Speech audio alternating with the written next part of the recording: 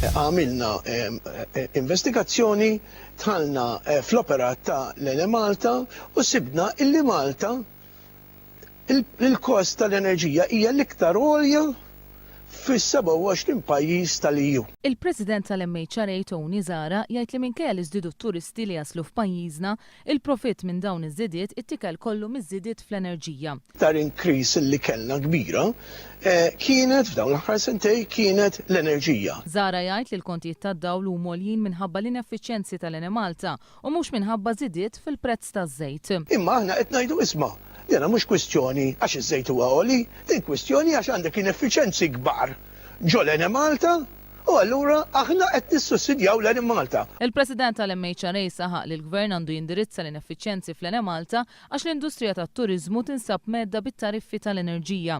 Kien hawnhekk li Tony Zara staqsa kif l-Enemalta rnexxilha tagħmel 700 miljun euro dejn meta għandha apparat ineffiċjenti. L-Enemalta illum għandha dejn ta' 700 miljun. Imma meta tħares lejn l-equipment li għandha lejn il-generating capacity tajt imma dawn fejn marru dawn is-700 miljun. Tony Zara semma kif kawża tan-nuqqas ta' pjanar tal-Gvern qed jispiċċaw ibatu anke sidien ta' lukandi u ristoranti f'Għawdex. Għawdex pereżempju, waħda li ma kellniex nagħmlu hija niftħu t-toroq kollha.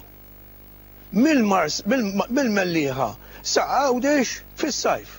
Kif tista' tgħinhom dan is-sajf huwa l-iktar post l-iktar żmien illi jmorru it-turisti Għawdex, illi jmorru l-Maltin Għawdex.